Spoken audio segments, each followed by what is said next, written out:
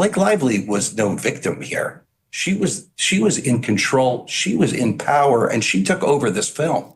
I mean, Blake Lively thought she could, orchestrate this, basically taking this project from Baldoni.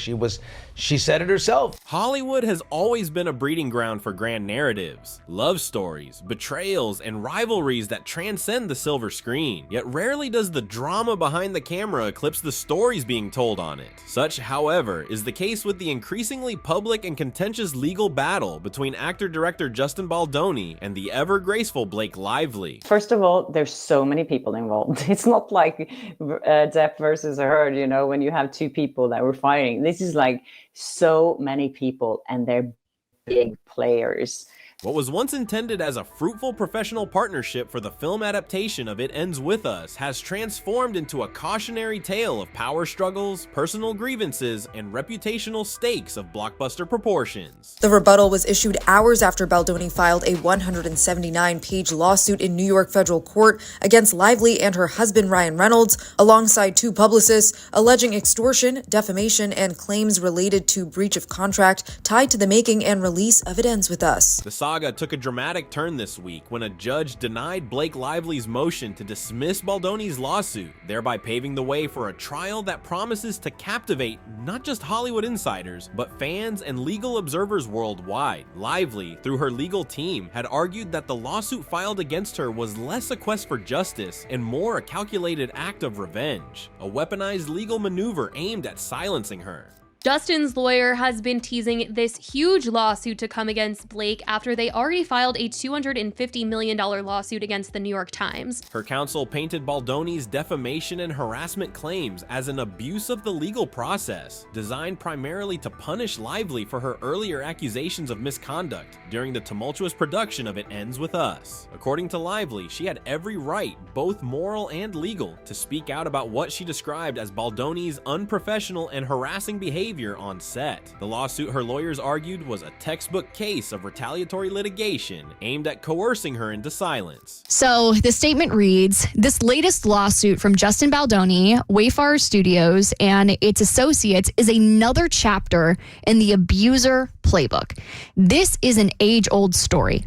A woman speaks up with concrete evidence of sexual harassment and retaliation, and the abuser attempts to turn the tables on the victim.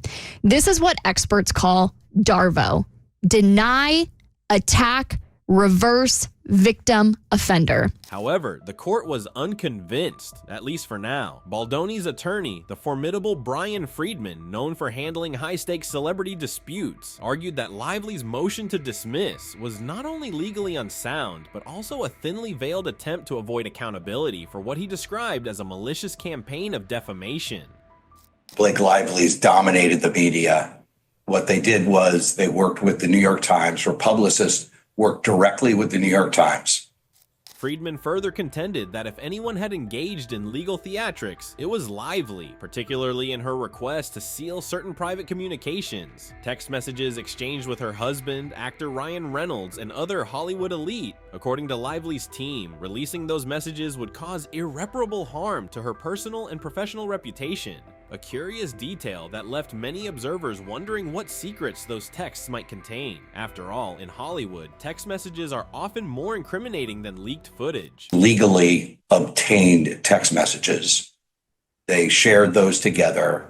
They concocted a complaint that they filed with the Civil Rights Division. Baldoni's camp, meanwhile, posited an alternative theory that those very messages might in fact support his claims, offering a rare and potentially damaging glimpse behind Lively's meticulously polished public persona. What initially appeared to be a straightforward defamation case has, with this revelation, morphed into a tantalizing legal drama, one whose stakes extend far beyond the courtroom. They omitted texts that would have provided context, texts that were in the exact same string that would have provided context of what was really going on. At the heart of the dispute lies the troubled production of It Ends With Us, a project that was supposed to unite two of Hollywood's most charismatic figures. Adapted from Colleen Hoover's best-selling novel, the film was expected to be a commercial hit, given both the book's popularity and the star power attached. However, insiders now describe the production as chaotic, riddled with creative disagreements, personality clashes, and, if Baldoni's allegations are true, calculated attempts by Lively to seize control of the project. The PR crisis agent was brought in because actually Blake Lively's publicist, Leslie Sloan, was planting stories negative to Justin.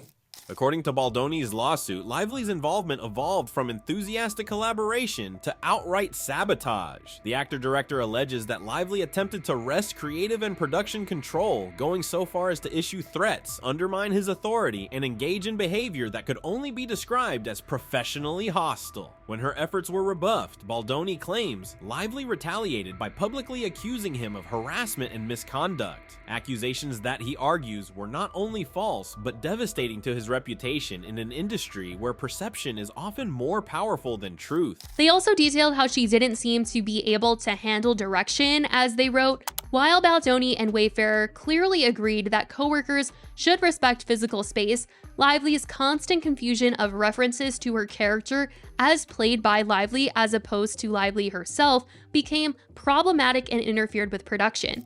Adding another layer of complexity, Lively did not limit her legal response to a mere defense. Instead, she filed two separate lawsuits against Baldoni, alleging emotional distress, lost wages, and reputational damage. Her legal filings describe sleepless nights, mounting anxiety, and the erosion of professional opportunities. A familiar narrative in an industry where one's personal brand is often as lucrative as any film contract. We're kind of used to seeing, and pardon my language here, but we're very used to seeing like a bitchy Blake, right? She's very unkind to reporters, and genuinely I think that there's just a lack of a better word there.